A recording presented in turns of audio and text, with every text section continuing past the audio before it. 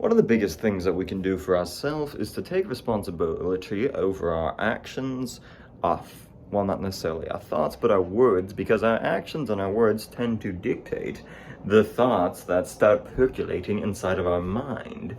Unfortunately, human beings have the habit of trying to scapegoat and justify their thoughts or their actions or their words based upon what happens to them, their experiences. So then the people around them become the purveyors of fault, which allows for us as individuals, if we're engaging in such behaviors or such habitual habits, as it were, it allows us to continue this cycle of not growing and having self-development, which is highly problematic, because if we don't have the self-awareness required to actually make a change and no longer be vulgar or judgmental with our words and our thoughts towards others and our actions, then it's likely that we're going to continuously recycle the same cycles over and over and over again, continuously feeling like a victim of the past.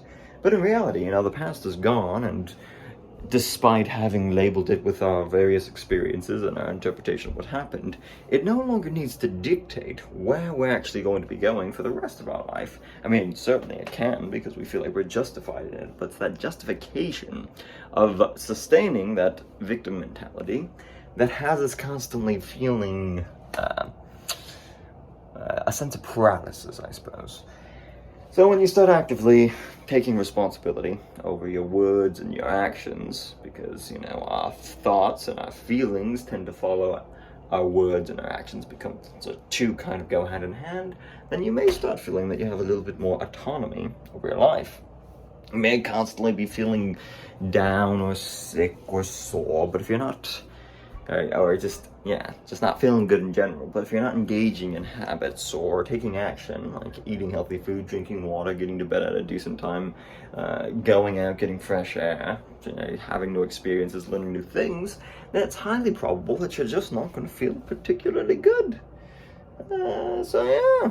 Cal Newport talked about the importance of boredom, allowing ourselves to get bored. But in this world of virtual rounds and social media, it's impossible to not find something to be entertained by. But boredom serves as the catalyst for action. So maybe sometimes just not having instant gratification 24/7, just cutting yourself off from that would be a good place to start as well.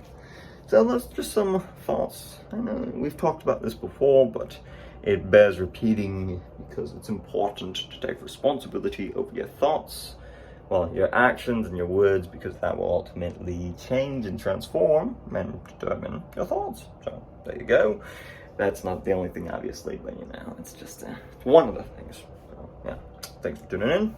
Doodles.